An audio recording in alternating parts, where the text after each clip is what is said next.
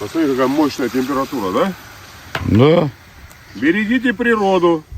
Пользуйтесь брикетами, чтобы меньше наш лес рубили. Они же с опилок делаются, не забывайте. Все, мы поехали домой.